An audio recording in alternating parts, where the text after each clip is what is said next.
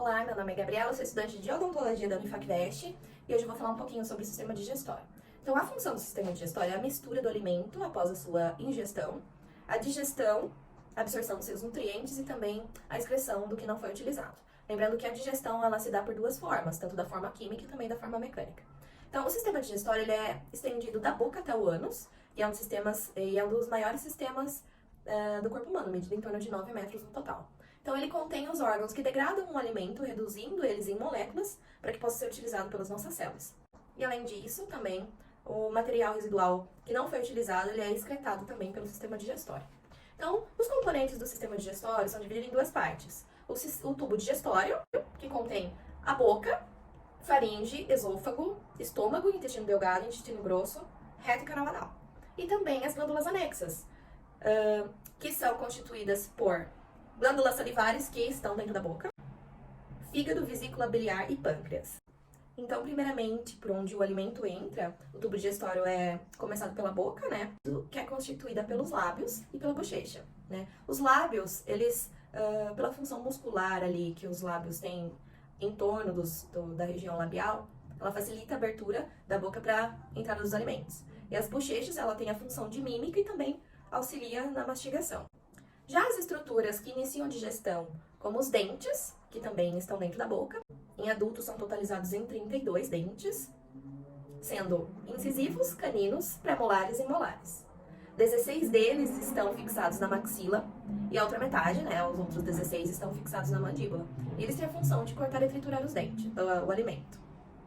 O palato duro e o palato mole, que estão localizados na parte óssea superior, sendo o palato duro logo à frente, logo atrás dos incisivos superiores, e na parte mais a fundo, na parte mais carnosa, nós temos então o palato mole. Os palatos, eles impedem que os alimentos ultrapassem e subam para a cavidade nasal, e além disso eles facilitam o transporte desse bolo alimentar que está sendo formado com a salivação e a mastigação para dentro da faringe. Na boca também possuímos uma das glândulas anexas, que são as glândulas salivares, sendo então a glândula sublingual, submandibular e a parótida, que é a maior delas.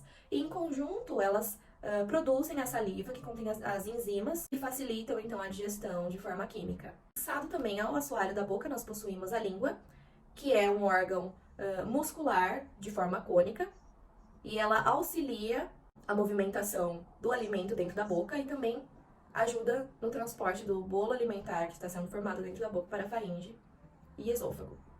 A faringe é um tubo cujas paredes são musculosas e revestidas de mucosa e está localizado aqui na altura do pescoço, à frente das vértebras cervicais, na base do crânio. E ela pode ser dividida em orofaringe, nasofaringe e laringofaringe.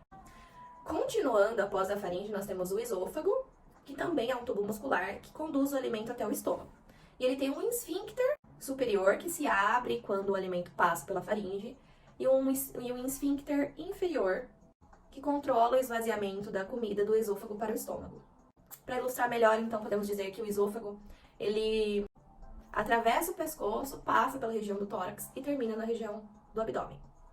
Já o estômago, ele tem a função de secreção de ácido gástrico e ele é dividido em 3 partes. A parte cárdia, que é onde o conteúdo do esôfago se esvazia no estômago, o fundo, que é a parte curva superior, o corpo, que é o principal, né, a região central, e o piloro que esvazia esse alimento para o duodeno. Situado, então, na cavidade abdominal, abaixo do diafragma, vindo logo após o esôfago e anteriormente do duodeno. O duodeno, ele já se encontra no intestino delgado, e é a primeira parte desse intestino. Ele mistura, então, esse alimento com a bile. E logo após, ainda dando continuidade ao intestino delgado, temos o jejum, que é a segunda parte do intestino delgado, né? Ele começa na flexura da parte do duodeno jejunal e se localiza no quadrante superior esquerdo do abdômen. E a função dele é absorver, então, pequenos nutrientes que previamente foram digeridos no duodeno. O íleo é a parte mais longa do intestino delgado. Ele é encontrado no quadrante inferior direito do abdômen, enquanto o íleo terminal pode se estender até a cavidade pélvica. O íleo, então, termina onde o orifício ileal, onde o seco do intestino grosso começa. Ele absorve, então, as vitaminas B12, os sais biliares e todos os nutrientes necessários que não foram absorvidos pelo jejum. Finalizando, então, o intestino delgado, se inicia o intestino grosso. E ele se estende por toda a cavidade abdominal pélvica e possui um comprimento de aproximadamente 1,5 m.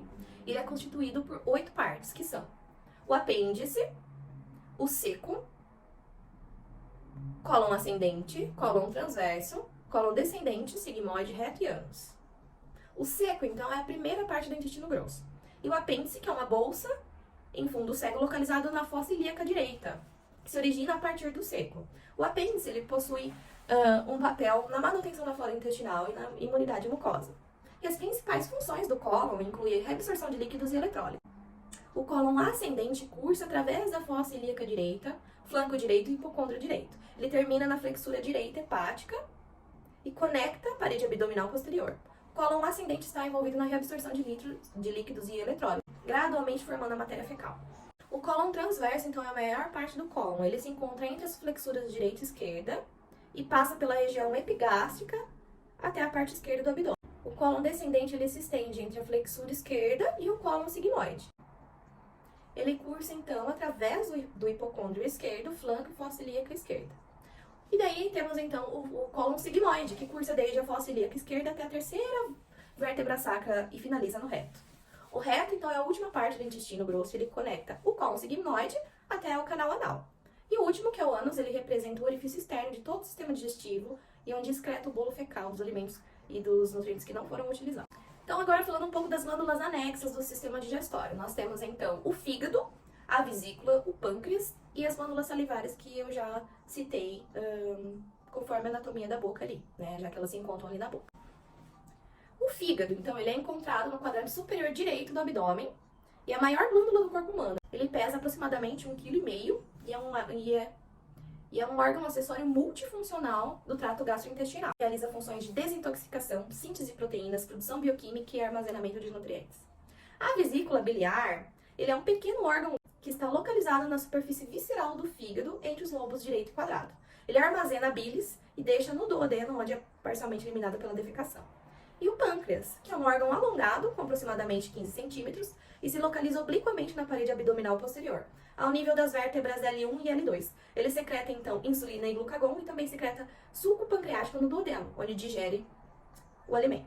Agora eu vou mostrar, então, uma pequena representação resumida do sistema digestório em vídeo para ilustrar melhor o que eu falei. Então, é através da alimentação que obtemos energia e nutrientes que precisamos. Para isso, o sistema digestório transforma o alimento em moléculas pequenas que serão absorvidas. E a digestão é feita tanto pela forma mecânica e química. Então, o caminho que o alimento percorre é o seguinte: boca, faringe, esôfago, estômago, intestino delgado, grosso e ânus. Além desses órgãos, também existem as glândulas anexas, que são as glândulas salivares, pâncreas, fígado e vesícula biliar.